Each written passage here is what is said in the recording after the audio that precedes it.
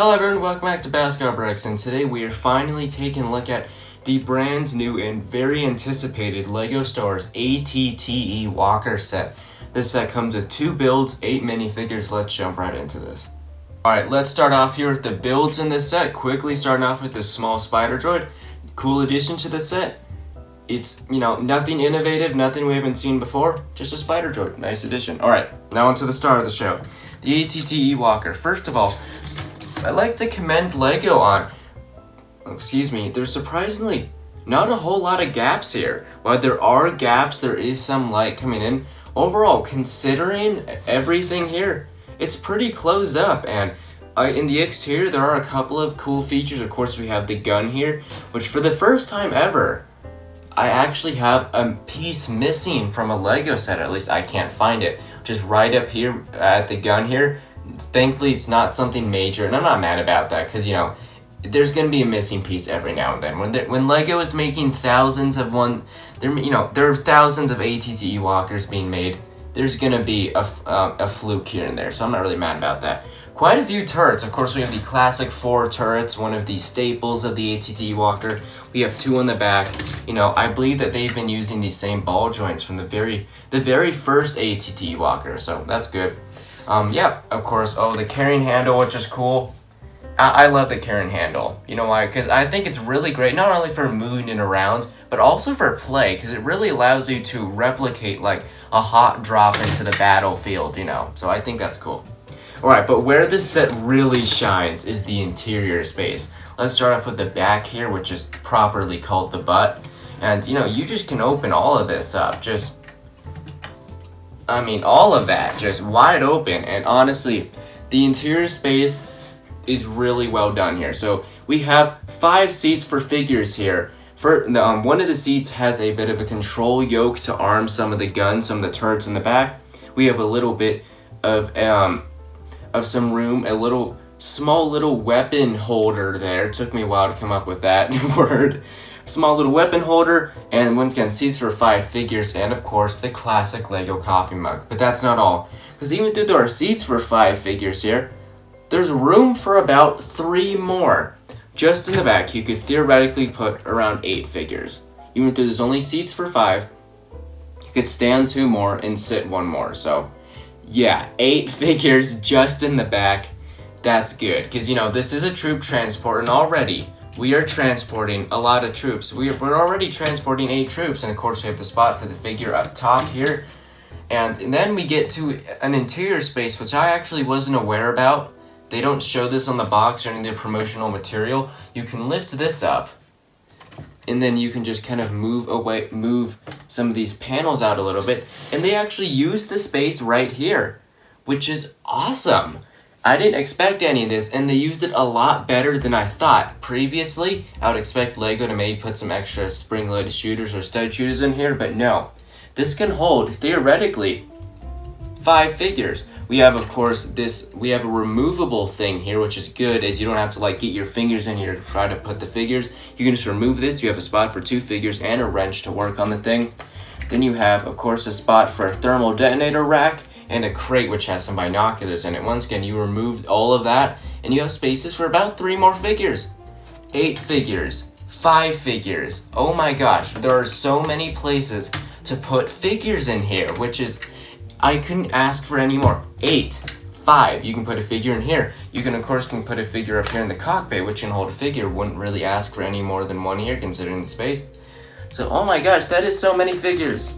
Once again, 8, 5, 1, 1, just so many figures can be put in this thing. And the set only comes with 8. You can put all the figures just in the back. So, play-wise, knocked it out of the park. Display-wise, pretty darn good. So, that's my rant. Let's get on to the figures. Alright, so let's take a look into the 8 figures that come in the set. Starting off with the Separatist Forces. We get 3 just regular battle droids, which is great. Just 3 regular, very massable troops. And if you don't feel like having any more battle droids in your collection, at least they come with those cool blasters. So battle droids, awesome. I feel like LEGO has perfected the battle droids since 1999, so I'm always happy to get more of them. But let's get into the more traditional minifigures, the 5 clone troopers included in the set. Starting off with the 212th gunner. Cool to have another clone gunner. Great looking figure. I like having him, and he's a massable figure. It's one that people are going to want to have a lot of, because he's a great figure to have in displays, especially if you have a lot of Republic vehicles. This is a great guy to populate your Republic vehicles with. And even though he's labeled as a 212th gunner, you can put him whatever Legion you want. Alright, now here we get into one of the most exciting parts of this set for many people. I'm personally not a minifigure collector, so for me this is just kind of a cool little bonus. Commander Cody, quite a few things to talk about this. I think this minifigure looks good. Could he look better? Yes. The orange arms for me, I'm on the fence about. I don't know if I would have preferred orange or white. Though honestly, I think it's a decent compromise. He does come with his own head, which is great. Now I want to come here, kind of stop here for a bit and talk about these brand new helmets, as Commander Cody uses these new helmets to hold his visor. The visor itself, I feel like, is a little bit too big. They use the Phase 1 visor here, or at least the ones that are traditionally used for Phase 1s. It looks a little big. And here's what I will say. Honestly, LEGO, I feel like, did a good job with these helmets. People complain about the extra hole, though. Alright, so I had to kind of think about this for a little bit, kind of articulate myself here. And yeah, so if LEGO wanted to do this, truly do this right, and only give us one hole, they'd have to completely redesign these accessories. I do believe that the geometry would not work out. Yeah, just looking at this, that wouldn't work out. They would have to completely redesign these helmet accessories, which are already in quite a few sets already on the market. So that's why LEGO added the extra hole. We'd have to have a complete redesign for something that LEGO has been doing for a really, really long time. Those accessories have been around for many, many years. So I understand why LEGO did that. I'm not mad about that. If I had to ask one thing out of Commander Cody, I would have liked to have his jetpack as a separate piece, but that's only a small complaint. Here we have the true stars of the show here. 3 plain, just 212 troopers. 3 of them. That's awesome. As someone who does an army build, but who likes minifigures but isn't a minifigure enthusiast, isn't enthusiastic about them. I love that I'm able to just get 3 of these guys. Don't have to buy any extra sets to get more of them. Just 3, perfect amount. Love that LEGO just gave us troops, because we're moving Commander Cody, just plain troops here, which is awesome for a troop transport. So yep, let's get into our overview. Alright, so overall, when I step back and take a look at all of this, honestly, I'm pretty darn pleased with all this. The Walker, I feel like, is a very good mix between play value. It's a really good toy. The inside of this is used very well. You can hold loads of figures. It is really just begging you to put a bunch of figures into this and just walk it around, move it around. Honestly, this is a really successful toy and a pretty darn successful display model, I feel like, at least, which is good. The Spider Droid is cool. It's a neat addition, I suppose. The minifigures are honestly done pretty well. While I feel like that, they could be done better. We could ask for arm printing and stuff, but I feel like overall it's good, and I really do appreciate LEGO just giving us troops. 3 ordinary clone 212th troopers, not specialized, just 3 troops. 3 battle droids, just 3 troops, right? Just normal troops. And then we have the 2 specialized guys.